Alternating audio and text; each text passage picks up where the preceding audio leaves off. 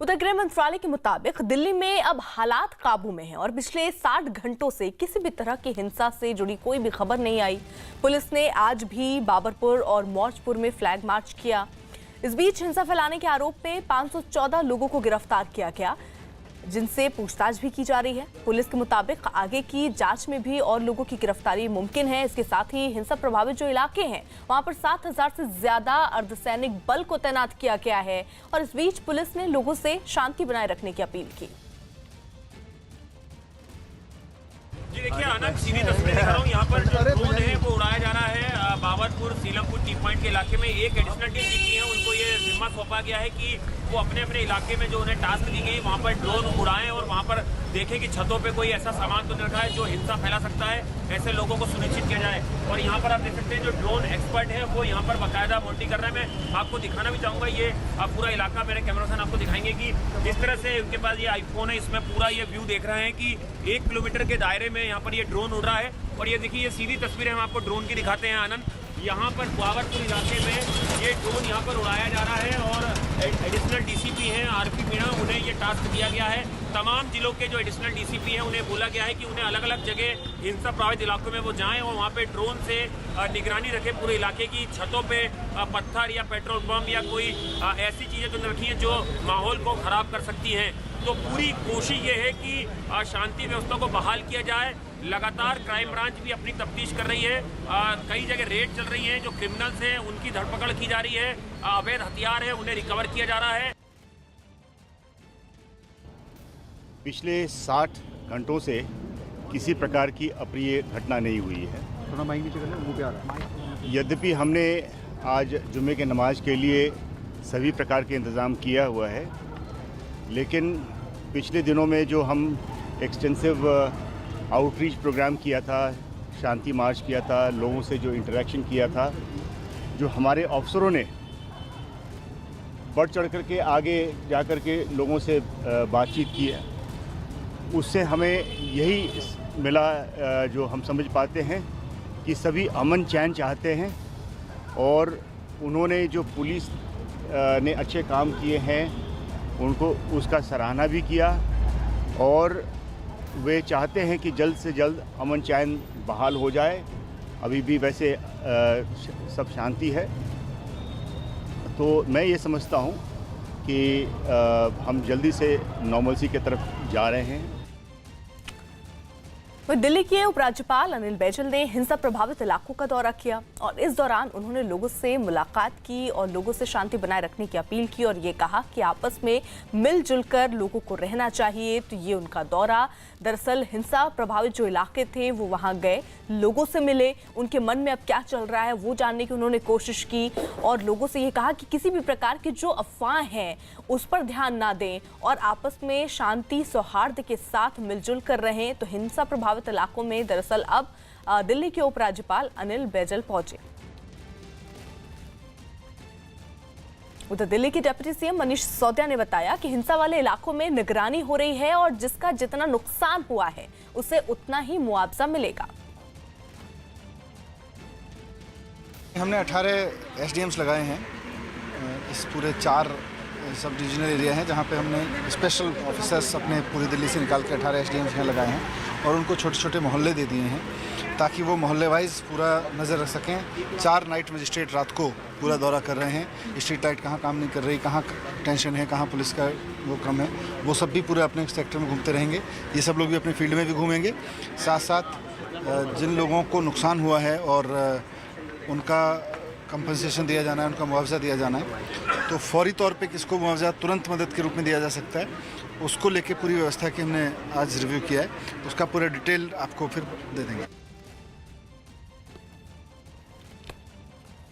दिल्ली में 24 फरवरी को हुई हिंसा के दौरान की एक तस्वीर सामने आई जिसमें एक शख्स हाथों में पिस्टल लेकर हवा में फायरिंग करता दिखा। दावा किया गया कि इस शख्स का नाम शाहरुख है। फिलहाल शाहरुख कहां है इसका पता नहीं चल पा रहा। दिल्ली पुलिस उसके घर भी पहुंची लेकिन उसके घर पर ताला लटका मिला।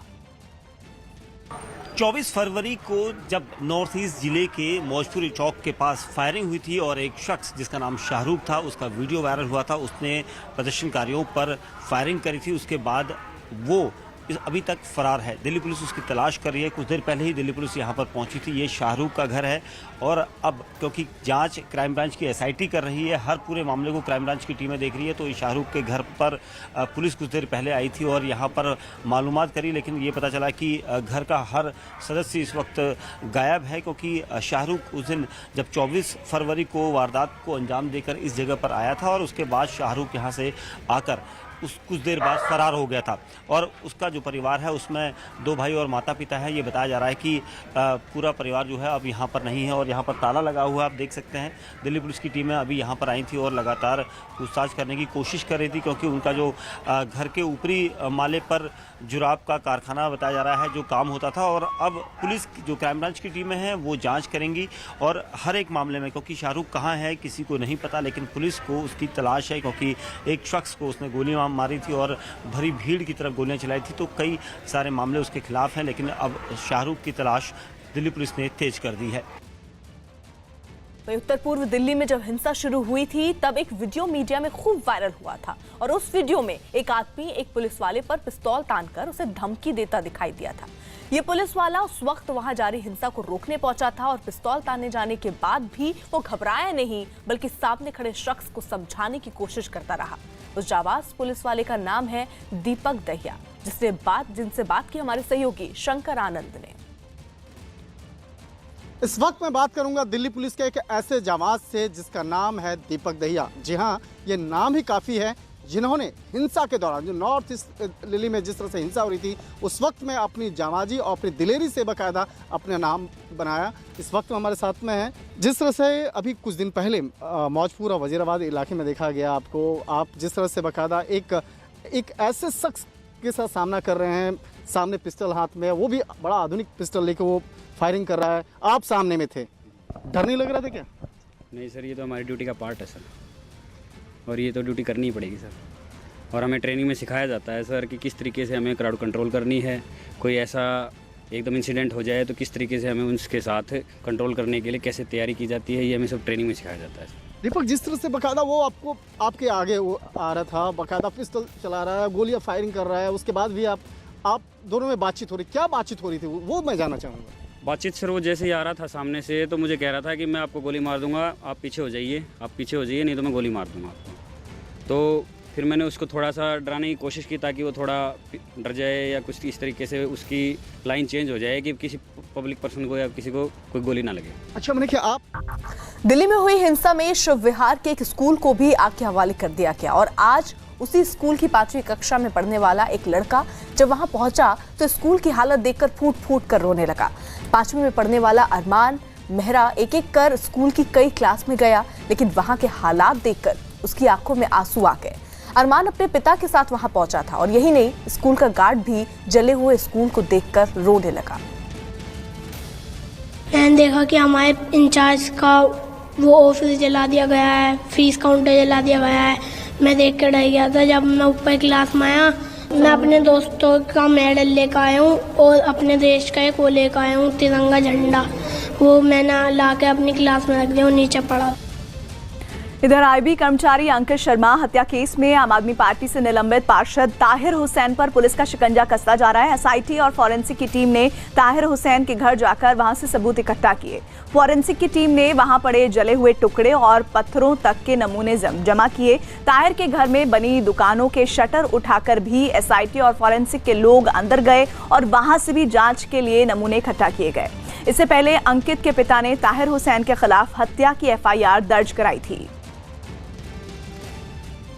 उधर बीजेपी नेता रविशंकर प्रसाद ने एक सवाल के जवाब में कपिल मिश्रा की ताहिर हुसैन से तुलना को गलत बताया। उनके खिलाफ एफआईआर हो चुकी है, उनके ऊपर किसी की हत्या करने का आरोप है, उसके लिए उकसाने का आरोप है। वो भी कौन से? तो एक आईबी के अफसर के बारे में, और उनके घर पर क्या क्या मिला है ये आप देख रही हैं, आप लोग दिखा रही हैं। तो कृपया करके कौन सी तुलना कर रही हैं आप? इधर दिल्ली हाईकोर्ट ने भड़काऊ भाषण केस में केंद्र सरकार और दिल्ली पुलिस को नोटिस जारी किया है। नोटिस हाईकोर्ट ने सोनिया, राहुल समेत कई नेताओं के मामले में जारी किया है। यही नहीं, दिल्ली हाईकोर्ट ने दिल्ली सरकार से भी जवाब मांगा है। मामले की अगली सुनवाई 13 अप्रैल को होनी है। केंद्रीय मंत्री रविशंकर प्रसाद ने सोनिया गांधी पर नागरिकता कानून का विरोध करने के दौरान भड़काऊ भाषण का आरोप लगाया।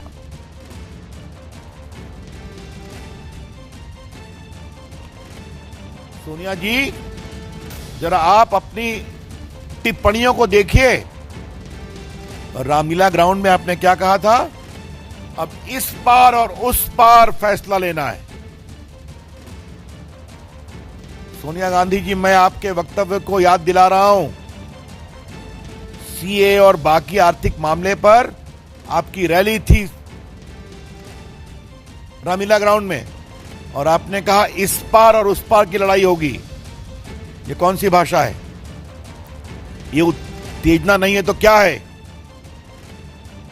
इस पार और उस पार का मतलब है संवैधानिक रास्ते से अलग। पूरा सीए संवैधानिक मर्यादा के अनुसार हुआ था ना। दोनों सदनों में बहस हुई, दिन भर बहस हुई, हर क्लॉज पर वोटिंग हुई, देश ने बहस को देखा। आपने भी अतीत में इस मांग का समर्थन किया, और अब आप कहती हैं इस पार या उस पार। ये कौन सा राजधर्म है सोनिया जी? ये आपने लोगों में उत्तेजना क्यों फैलाई, ये हम जानना चाहते हैं। और इधर पंजाब से खबर, जहां किसानों की खुदकुशी के मामले में अकाली दल ने बड़ा प्रदर्शन किया है। अमरिंदर सरकार के वित्त मंत्री मनप्रीत बादल के घर के बाहर अकाली दल के कार्यकर्ताओं ने विक्रम सिंह मजीठिया की अगुवाई में प्रदर्शन किया। तस्वीरें आपको उस प्रदर्शन की दिखा रहे हैं। कांग्रेस सरकार के पिछले 3 साल के कार्यकाल के दौरान तंगहाली और कर्जे की वजह से खुदकुशी करने वाले किसानों के परिवार और साथ ही साथ अकाली दल के नेता विक्रम सिंह मजीठिया, साथ ही अकाली दल के विधायकों को चंडीगढ़ पुलिस ने वित्त मंत्री बादल के घर से बाहर बल प्रयोग करके हटाने की कोशिश की है, जिसकी तस्वीरें इस वक्त आप देख रहे हैं। पुलिस कर्मियों और अकाली दल के नेताओं और विधायकों के बीच इस दौरान धक्का मुक्की भी हुई। अकाली नेता विक्रम सिंह मजीठिया इस दौरान नीचे गिर पड़े। विक्रम सिंह मजीठिया को सिक्योरिटी जो मिली है, उस सिक्योरिटी के जवानों ने भी विक्रम सिंह मजीठिया को बचाने की कोशिश की, तो चंडीगढ़ पुलिस कर्मियों के साथ सिक्योरिटी में लगे जवानों से भी धक्का मुक्की की तस्वीरें सामने आई। नहीं चलेगी, नहीं चलेगी, नहीं चलेगी, नहीं चलेगी, नहीं चलेगी, नहीं चलेगी, नहीं चलेगी। तो महाराष्ट्र सरकार में अल्पसंख्यक मंत्री और एनसीपी प्रवक्ता नवाब मलिक ने शिक्षा में मुसलमानों को आरक्षण देने का ऐलान किया है। नवाब मलिक ने विधान परिषद में ऐलान किया कि सरकार मुस्लिम समुदाय को शिक्षा में 5% आरक्षण देगी। सरकार अध्यादेश के जरिए शिक्षा में मुसलमानों को 5% आरक्षण देगी, जबकि सरकार नौकरी में आरक्षण को लेकर भी जल्द फैसला ले सकती है। 2 तरह का हमने घोषणा की है। एक, जिस आरक्षण को लेके हाईकोर्ट ने स्पष्ट कहा है कि सरकारी स्कूलों में, महाविद्यालय में 5% मुसलमानों को आरक्षण देने में कोई भी एतराज नहीं है। उसको लेके अगर अलग से निर्णय लेके कानून बनाया जाएगा, और बाकी विषय जो नौकरी का है या प्राइवेट स्कूलों का है, उसको लेके अलग कानून बनाने के लिए हम पूरी तरह से कानूनी सलाह मशवरा करेंगे, क्योंकि उसको लेके स्पष्टता नहीं हुई थी। वो निर्णय बाद में होगा। पहले जिसको हाईकोर्ट ने मान्यता दी है वो निर्णय करके हम आगे बढ़ेंगे। और इधर श्री राम जन्मभूमि तीर्थ क्षेत्र ट्रस्ट के अध्यक्ष महंत नृत्य गोपाल दास का आज दिल्ली में भव्य स्वागत हुआ। नृत्य गोपाल दास को राम मंदिर ट्रस्ट के अध्यक्ष बनाया गया है, जिससे संत समाज खुश है। उनके स्वागत में साधु संतों के अलावा आम लोग भी पहुंचे। हम लोग महात्यागी श्री रामकृष्ण दास जी महाराज के यहाँ आए हुए हैं। यहीं से शुभारंभ हो गया है, और अभी वहाँ जाएंगे, और वहाँ क्या क्या कार्यक्रम बनता है। सभी लोगों का एकमात्र लक्ष्य है, रामलला विराजमान है, वहीं देवी भव्य मंदिर का निर्माण हो। वहाँ जमीन की जांच भी कराई जाएगी, मिट्टी की। कल जो है आ रहे हैं नृपेंद्र मिश्रा जी वहाँ पर। जमीन पहले से ही है, जमीन की जांच की जरूरत नहीं है। शिलाएँ भी पहले की रखी हैं, और जमीन आका विस्तार कर दिया जाएगा, और शिलाओं की जरूरत पड़ेगी, शिला लगा दी जाएगी। महाराज जी 3 और 4 को बैठक होनी थी, क्या अभी भी है या टल गई है वो बैठक? आज बैठक है, अब उसी में क्या निर्णय होता है वो वहीं पता लगेगा। कल नृपेंद्र मिश्रा जी भी आ रहे हैं, आप लोगों से मुलाकात करेंगे? अरे अब जो भी आएगा, हम किसी से मुलाकात नहीं करते, केवल भगवान के अलावा। जिसकी गरज होती है हमसे मुलाकात करता है। उधर महाराष्ट्र के गढ़चिरौली में एक नक्सली ने सरेंडर किया। विलास नाम के नक्सली ने AK-47 के साथ पुलिस के सामने सरेंडर किया। विलास पर 149 से ज्यादा मामले दर्ज हैं, जिसमें हत्या के 40 मामले शामिल हैं। 2 राज्यों की पुलिस विलास को कई साल से ढूंढ रही थी। तो नक्सली विलास ने यहां पर सरेंडर किया। आप देखिए, उसके साथ AK-47 भी वो लेकर पुलिस के सामने पहुंचा और सरेंडर किया। 149 से ज्यादा उस पर मामले दर्ज थे। हत्या के 40 मामले उसमें शामिल थे। 2 राज्यों की पुलिस दरअसल उसको ढूंढने में लगी थी। कई सालों से इसे ढूंढने और इसे पकड़ने का प्रयास किया जा रहा था, लेकिन अब जाकर उसने खुद ही सरेंडर किया। रायपुर में इनकम टैक्स की छापेमारी के दौरान पुलिस ने आयकर विभाग की 20 गाड़ियों को उठा लिया। छत्तीसगढ़ में IAS अफसरों और कांग्रेस नेताओं के घर पर छापा मारने पहुंची आयकर विभाग की गाड़ियों को नो पार्किंग में खड़ा हुआ दिखा और उसके बाद ये कार्रवाई हुई, जिसके बाद पुलिस इन 20 गाड़ियों को उठाकर ट्रैफिक विभाग के दफ्तर ले आई। तो रायपुर में इनकम टैक्स की छापेमारी के दौरान पुलिस ने आयकर विभाग की ही 20 गाड़ियों को उठा लिया है। छत्तीसगढ़ में IAS अफसरों और कांग्रेस नेताओं के घर पर छापा मारने ये टीम पहुंची थी, जो कि नो पार्किंग जोन में खड़ी थी, जिसके बाद पुलिस ने इन 20 गाड़ियों को उठाकर ट्रैफिक विभाग के दफ्तर पहुंचा दिया। उधर बिहार के भागलपुर में एक सिरफरा युवक हाथ में पिस्तौल लेकर तिलका मांझी चौराहे पर पहुंचा और वहां उसने खुद को गोली मार लेने की धमकी दी। उस युवक की खुदकुशी की धमकी देने के बाद वहां अफरा तफरी मच गई। खबर मिलते ही पुलिस और ट्रैफिक पुलिस के लोग वहां पहुंचे, लेकिन जैसे ही वो शख्स के करीब जाने की कोशिश करते, वो खुद को मार देने की धमकी देने लगता। बाद में और पुलिस वहां पहुंची तो उसने फायरिंग कर दी, जिसमें पुलिस अधिकारी बाल बाल बच गए। बाद में किसी तरह पुलिस ने उस सरफिरे को काबू में किया। ये लड़का बड़ी खंजरपुर का है और जैसा हरकत किया वो सही हरकत नहीं किया और उसने फायर भी किया।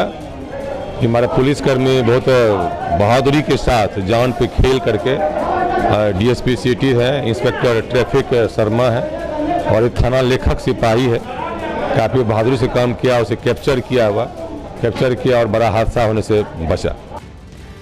चलिए अब अंतर्राष्ट्रीय खबरों का रुख कर लेते हैं। सीरिया के आसमान पर रूसी जहाजों की पहरेदारी से तुर्की के राष्ट्रपति एर्दोगन सहमे हुए हैं, लेकिन सीरिया को धमकाने का उनका सिलसिला लगातार बना हुआ है। सामने आ गया तुर्की का वार प्लान। सीरिया की सेना के खिलाफ तुर्की की चाल। सीरिया को लेकर एर्दोगन के बिगड़े बोल। Aynı zamanda diplomatik kanalları da sonuna kadar çalıştırıyoruz. महीने के आखिर में घमासान की आशंका। इदलिब में हवाई हमले की तैयारी में तुर्क। सीरिया के आसमान पर रूस का पहरा। जमीन से लेकर आसमान तक बस जंग का आलम है, लेकिन इस जंग की सच्चाई की जमीन को एक बार फिर टटोलें, उससे पहले जरा सीरिया के उस इलाके का एक छोटा सा जायजा ले लीजिए, जहां सीरिया, तुर्की, रूस और रूस अमेरिका की फौजें जरा जरा सी बात पर एक दूसरे से ठीक उसी तरह भिड़ती दिखाई दे रही हैं, जैसे किसी कुश्ती के रिंग में 2 पहलवान टकराते हैं। ये जमीन तो सीरिया की है और इलाका है इदलिब का, लेकिन इस बीहड़ बियाबान में आपको एक बख्तरबंद गाड़ी नजर आ रही होगी, जो जंगल की झाड़ियों और जमीन को रौंदते हुए तेजी से वहां से गुजर रही है। तभी उसका सामना एक टैंक से हो जाता है, जो जंगल के तय रास्ते से उतरकर उस बख्तरबंद गाड़ी के पीछे लग जाता है। कुछ देर तक तो दोनों वहीं गोल गोल घूमते हैं। इस बीच टैंक अपनी तोप की नाल उस बख्तरबंद गाड़ी की तरफ कर देता है, तो वो गाड़ी उस टैंक को टक्कर मारकर वहां से भाग निकलती है। अब आपको बता दें कि ये टैंक तो रूस का है, T-72, जबकि बख्तरबंद गाड़ी तुर्की सेना की है। और इस छोटी सी मुठभेड़ से अंदाजा मिल जाता है कि सीरिया की जमीन पर तुर्की की सेना किस तरह धौस जमाने की फिराक में है। अब जरा दूसरी तस्वीर देखते हैं। सीरिया में इदलिब के बाहरी इलाके से गुजरता ये एक हाईवे है।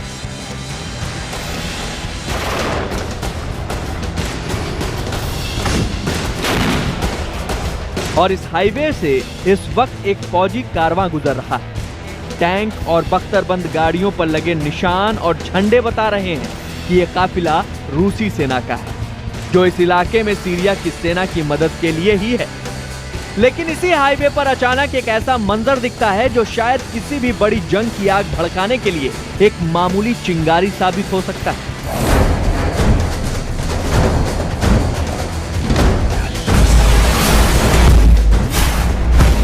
इसी काफिले में जैसे ही एक रूसी ट्रक आगे बढ़ने की कोशिश करता है तो उसी हाईवे से गुजर रही अमेरिकी बख्तरबंद गाड़ियां जबरन उसका रास्ता रोकती दिखाई देती हैं। सीरिया के भीतर जंग के मैदान पर ये दो अलग अलग मिजाज की तस्वीरें यहाँ के जमीनी सच का अलग किस्सा बयां करती दिखाई देती हैं।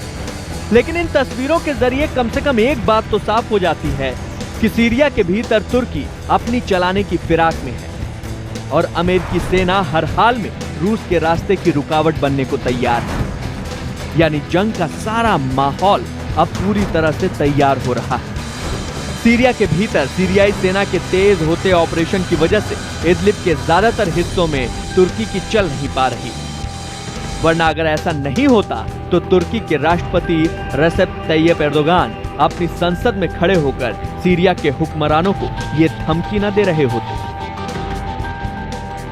İdlib'deki askeri varlığımızı hem gözlem ve kontrol noktalarımızdaki askerlerimizin güvenliğini sağlamak hem de halkı Esed rejiminin zulmüne karşı korumak için güçlendiriyoruz.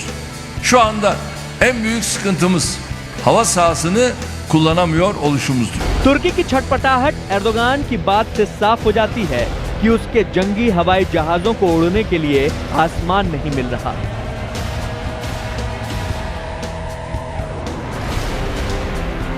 क्योंकि सीरिया के आसमान पर तो रूसी एयरफोर्स का पहरा है और रूस ने पूरी तरह से साफ कर दिया है कि वो सीरिया की मदद से कदम पीछे नहीं हटाएगा। यहां तक कि रूस ने तुर्की को भी जता दिया है कि तुर्की किसी भी सूरत में सीरिया के भीतर अपनी दखलंदाजी बंद कर दे। लेकिन एर्दोगान पहले से ही ठाने बैठे हैं कि वो सीरिया के इदलिब इलाके में अपनी सेना के कदम जमा कर ही रहेंगे, चाहे जैसे भी हो, क्योंकि तुर्की जिस सेफ जोन के तर्क पर सीरिया पर धौंस जमा रहा है उसका एक बड़ा हिस्सा इदलिब के इलाके में आता है। बहरहाल तुर्की के ताजा रुख को देखते हुए एक बात साफ हो जाती है कि इस महीने के बचे हुए 2 दिनों में सीरिया के एक हिस्से में जमकर बारूद बरसने वाला है और आशंका इस बात की भी लगाई जा रही है कि कहीं गलती से भी गोली रास्ता भटक गई तो कहीं बारूद के ढेर में आग न लग जाए और जमीन का ये हिस्सा पूरी तरह जंग की आग में झुलसने लगे। सीरिया का उत्तर पश्चिम इलाका और एथनिक शहर अब तंबाकुओं का शहर बन गया है। बताया गया कि सीरिया के अलग अलग हिस्सों से जंगी बारूद से बचने के लिए वहां करीब 10 लाख बेसहारा लोग आकर रह रहे हैं क्योंकि तुर्की ने रास्ता बंद कर रखा है। आसमान की आंख यानी ड्रोन से दूरबीन लगाकर भी देखें तो दूर दूर तक सिर्फ और सिर्फ ये नीले और सफेद टेंट की बस्ती ही नजर आएगी। दर्जनों नहीं, सैकड़ों नहीं, हजारों भी नहीं, लाखों टेंट यहाँ खुले आसमान के नीचे उन बेसहारा लोगों की पनाहगाह है जिनके सिर से जंग ने छत छीन ली।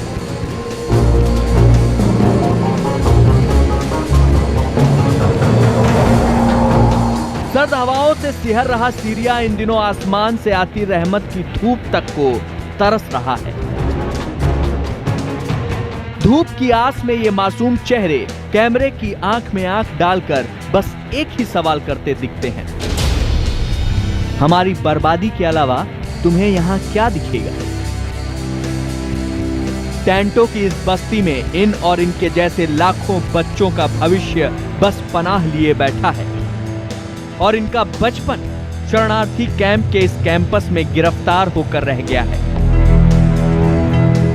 तुर्की की सरहद से सटे सीरिया के एतमे शहर का यह शरणार्थी कैंप इस वक्त लाखों बच्चों को सिर छुपाने की जगह तो दे रहा है, लेकिन यहाँ न खाना है, न दवा, न किताब है, न पढ़ाई, न खेल है और ना ही उम्मीद का वो सूरज भी नजर आ रहा है जिससे बेहतर कल की उम्मीद का ताप मिल सके। जंग से जले और लड़ाई के बारूद से झुलसे इस शिविर के भीतर कदम कदम पर दर्द की अनगिनत दास्तां सिर छिपाए ठिठुर रही हैं। यहाँ का आसमान बेरहमी के बादलों से ढका दिखाई देता है, जो सर्दी के मौसम में अक्सर मौत की बरसात कर देता है।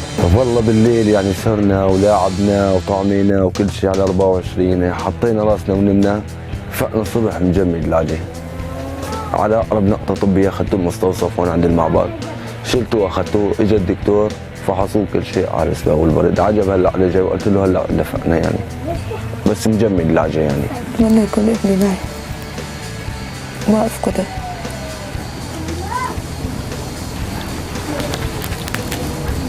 ड्रोन की ये तस्वीरें गवाह हैं कि सीरिया के उत्तर पश्चिम का ये इलाका अब दूर दूर तक तंबू के कस्बे के तौर पर मशहूर हो चुका है, जहां बताया जा रहा है कि सीरिया के अलग अलग हिस्सों से जंगी बारूद से बचने की गरज से करीब 10 लाख बेसहारा लोग आकर रह रहे हैं।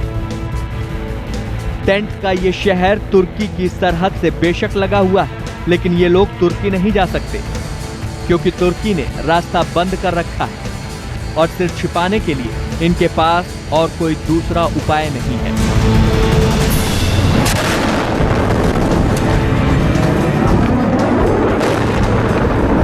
बकौल यूनाइटेड नेशन 9 साल की जंग में सीरिया के इदलिब ने सबसे ज्यादा तबाही देखी। उत्तर पश्चिमी इलाके इदलिब में विद्रोहियों के खिलाफ सीरियाई सरकार के ऑपरेशन की वजह से करीब 10 लाख लोगों को अपना सब कुछ छोड़कर भागने के लिए मजबूर होना पड़ा। यूएन का मानना है कि इन शरणार्थी शिविरों में मूलभूत जरूरतें भी आधी अधूरी ही हैं। यहाँ शायद ही कोई दिन ऐसा गुजरता है जब किसी के दिल का टुकड़ा दिल को दहलाने वाली किसी दास्ता के साथ सामने ना आता हो। इन्हीं टेंटों में से एक में वो अभागा पिता भी रहता है जिसकी 18 महीने की बच्ची ठंड की वजह से उसके हाथों में ही अकड़ गई। वो पिता चाह कर भी आह नहीं भर सका। उसके सिसकते अल्फाज आंखों से आंसू बनकर बह गए। हमारी नन्ही परी अब हिल भी नहीं रही। पहले उसका शरीर बहुत तपा क्योंकि उसे बुखार था और फिर वो ठंडा हो गया। मैं अस्पताल के लिए दौड़ा, कोई सवारी नहीं थी, इसलिए मैं पैदल ही भागा, मगर तब तक बहुत देर हो चुकी। हमारी 18 महीने की ईमान लीला हमको छोड़कर चली गई। जिस रात लीला ने दुनिया को अलविदा कहा, उसी रात इस टेंट के कस्बे ने ठंड से ठिठुरे 9 बच्चों की लाशों पर आंसू बहाए। ये बस एक किस्सा है, दर्द की ऐसी न जाने कितनी दास्तां टेंट की हर जिल्द के नीचे दबी हुई है। बारिश के बाद रात को सोना मुश्किल हो जाता है। पानी टेंट के नीचे तक भर जाता है, न हीटर है न कंबल। ऐसे में सर्द हवाओं का जुल्म कोई कहां तक सहे। टिड्डियों के हमले से परेशान पाकिस्तान चीन की शरण में है। टिड्डियों के हमले से किसानों की फसलें तबाह हो गई हैं, जिसके बाद पाकिस्तान घुटने के बल आ गया है। टिड्डी के हमले से पस्त हुआ पाकिस्तान, तबाह हो गई है फसल और रो रहे हैं किसान। अभी अगर ये इसको क्रॉस करती है और हमारे एरिया में आ जाती है तो इसका मतलब ये है कि हम 3 से 4 साल फाइनेंशियली पीछे चले जाएंगे। पाकिस्तान में टिड्डी के हमले से भुखमरी का संकट। इस वक्त मैं मौजूद हूँ जिला मलीर के मेमन रोड पर। ये टमाटर की फसल है जो टिड्डी दल के हमले की वजह से बुरी तरह मुतासिर हुई है, खेतों को नुकसान पहुँचा है। रोजी और रोटी के लिए बेहाल पाकिस्तान पर एक ऐसा हमला हुआ है जिससे पूरा देश पस्त हो गया है। ये हमला है टिड्डी का। टिड्डी के हमले ने पाकिस्तान को इस कदर बेहाल कर दिया है कि पूरा देश घुटने टेक चुका है। इमरान खान हथियार डाल चुके हैं और अब हालत ये हो चुकी है कि पूरे देश में गरीब किसान रो रहे हैं। टिड्डी के हमले से पाकिस्तान में भुखमरी का संकट मंडराने लगा है। देश दाने दाने का मोहताज हुआ जा रहा है। इमरान खान को टिड्डी से अपने किसानों को बचाने का कोई रास्ता भी नहीं सूझ रहा, इसलिए उन्होंने एक बार फिर चीन का दरवाजा खटखटाया है। इमरान की गुहार पर चीन और पाकिस्तान के बीच एक समझौता हुआ है और इस समझौते को सुनकर आप हैरान रह जाएंगे।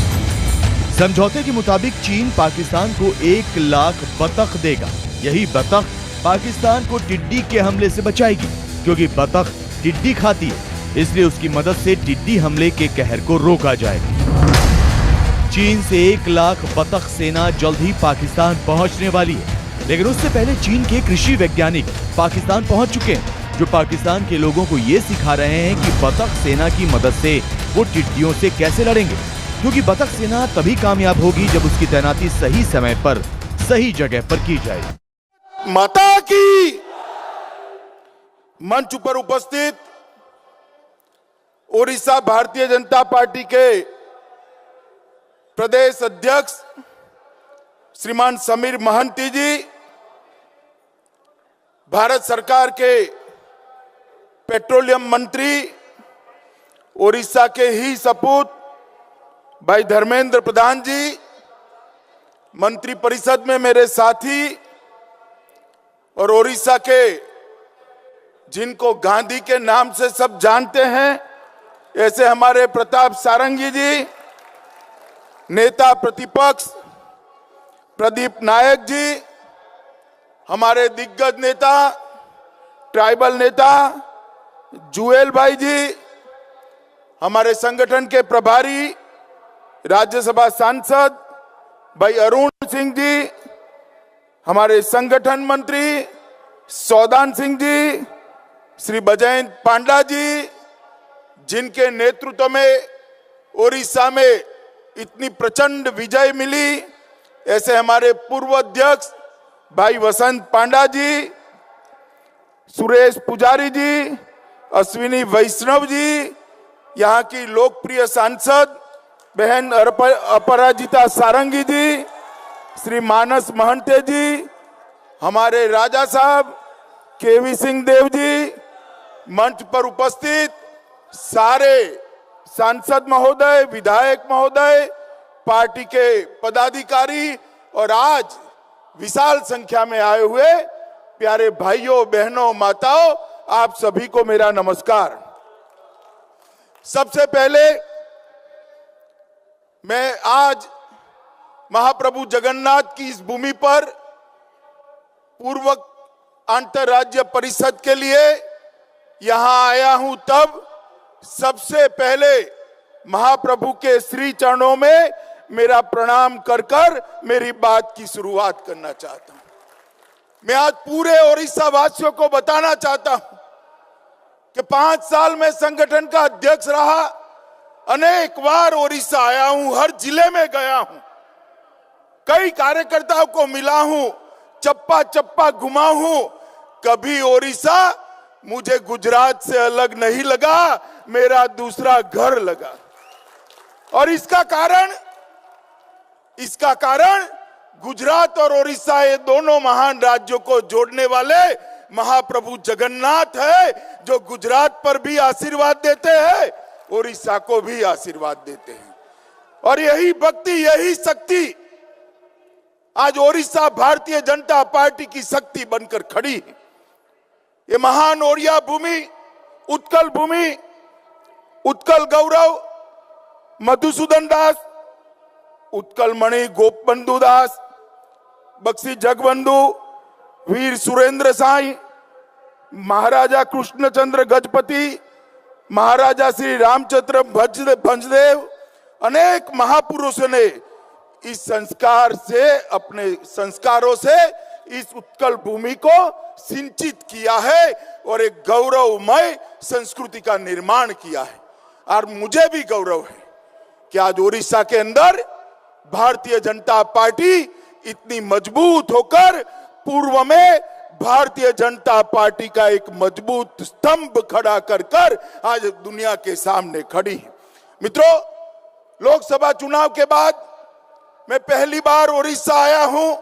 मैं 2 हाथ जोड़कर उत्कल जनता को धन्यवाद करना चाहता हूं भारतीय जनता पार्टी की ओर से कि हमें 8 सीटों पर विजय देकर 21% जो पहले वोट मिला था, इसकी जगह 38.4% वोट देकर हमारे नेता नरेंद्र मोदी जी का आपने समर्थन किया।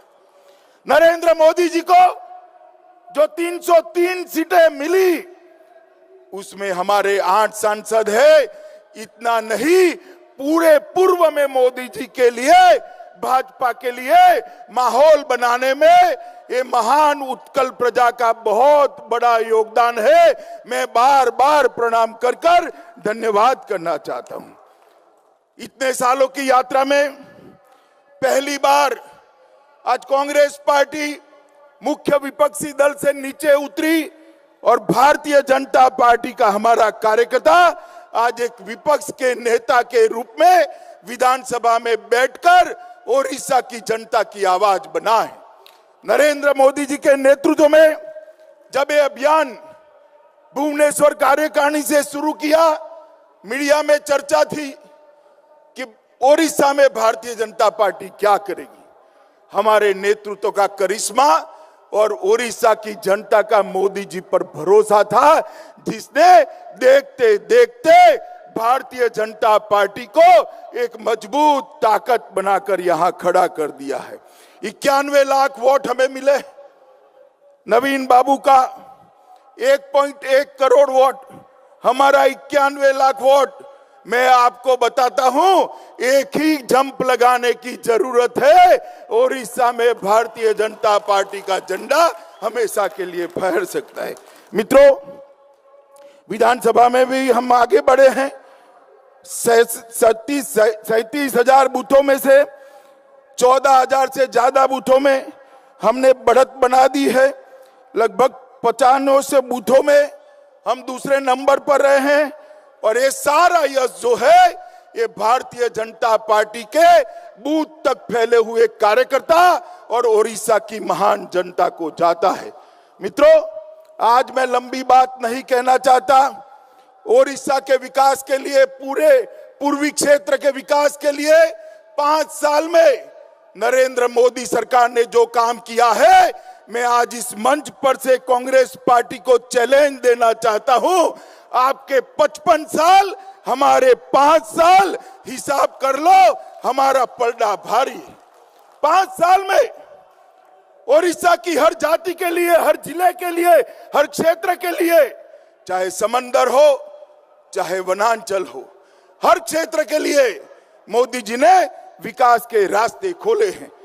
जिला खनिज फाउंडेशन, कृषि ऋण में बढ़ोतरी, रेलवे बजट के अंदर विक्रम बढ़ोतरी, रोड के पूरा नेटवर्क, पीएम आवास योजना के लिए ढेर सारा फंड, प्रधानमंत्री उज्जवल योजना के माध्यम से 47,50,000 माताओं को गैस का सिलेंडर देना, सौभाग्य योजना के तहत 20,000 गांवों में पहली बार बिजली पहुंचना, 8,96,000 परिवार इनके घर में बिजली पहुंचना, गरीब परिवारों के लिए जन औषधि केंद्र, पेट्रोलियम के लिए ढेर सारा इन्वेस्टमेंट, भद्रक में textile park, ST, SC, OBC के लिए बहुत बड़ा बजट, लगभग 3 करोड़ 24 लाख लोगों को राष्ट्रीय खाद्य सुरक्षा अधिनियम के तहत सस्ता अनाज देना, पाइका स्मारक, ओडिशा के गौरव को खड़ा करने की आधारशिला रखना, 41 लाख लोगों को मुद्रा बैंक से लाभान्वित करना, ढेर सारे काम किए हैं। और मैं थोड़ी समरी आपको दे दूं, भाइयों बहनों, कांग्रेस पार्टी, अगर कांग्रेस के नेता सुन रहे हैं तो मैं उनको कहना चाहता हूं, 10 साल तक कांग्रेस की सरकार चली, सोनिया मनमोहन की सरकार चली, 13वें वित्त आयोग में कुल मिलाकर 79,000 करोड़ रुपया कांग्रेस पार्टी ने दिया था 5 साल के अंदर, और 14वें वित्त आयोग में 14 से लेकर 19 तक देश के प्रधानमंत्री नरेंद्र मोदी जी ने ओडिशा को 80,000 करोड़ की जगह 2,11,510 करोड़ रुपया दिया है और 3 लाख करोड़ की अन्य योजनाएं दी हैं। यही बताता है कि भारतीय जनता पार्टी का ओडिशा के विकास के लिए किस प्रकार का कमिटमेंट है। और अब दूसरे 5 साल उत्कल जनता के आशीर्वाद से मोदी जी को मिले हैं। मैं आपको मोदी जी के प्रतिनिधि के नाते विश्वास दिलाने आया हूं कि पूर्व का पिछड़ा क्षेत्र और विशेषकर मेरा ये उत्कल राज्य सबसे अच्छा राज्य बने, इस दिशा में हम कोई कसर नहीं छोड़े।